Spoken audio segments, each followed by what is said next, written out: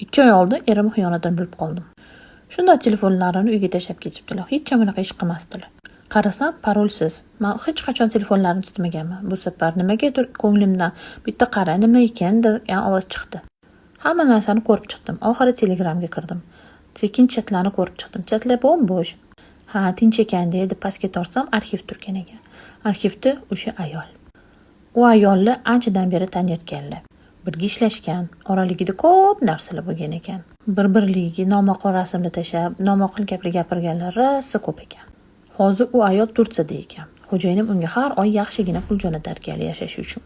Keyingi oyga bilet olib berishlarini, Toshkentdan uy olib, o'sha yerga ikkinchi xotin qilib olishlarini ham yozgan ekanlar. Ular hammasini o'qib, bilib, ichlarim sirqirab ketdi. Nima qilishni ham bilmayman. Qo'limda ikkita go'dak. Egzilarni olib kiyintirdim-de, o'rtog'imnikiga ketdim. Erim hech narsani tushunmagandek qolib ketdi. O'rtog'imga borib hammasini tushuntirdim. O'rtog'im menga bitta gap o'rgatdi. Sani ering boy. Hamma pulini sog'gindek mazza qilib yashay dedi. U ayolni ko'rmagan, tegmagan, shuning uchun xavotir olma, hammasi zo'r bo'ladi dedi. Men rostdan ham endi nima qilaman, qayerga boraman? To'g'ri, o'rtog'imga gapi dedim.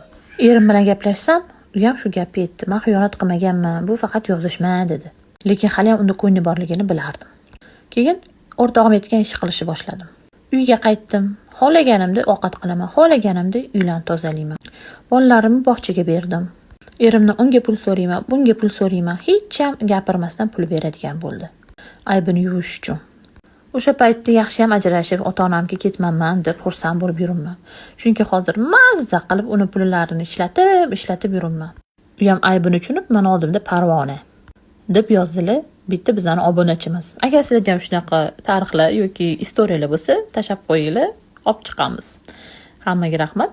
Like va kommentariy kutaman. Podpisatsiya ham qilib qo'yinglar.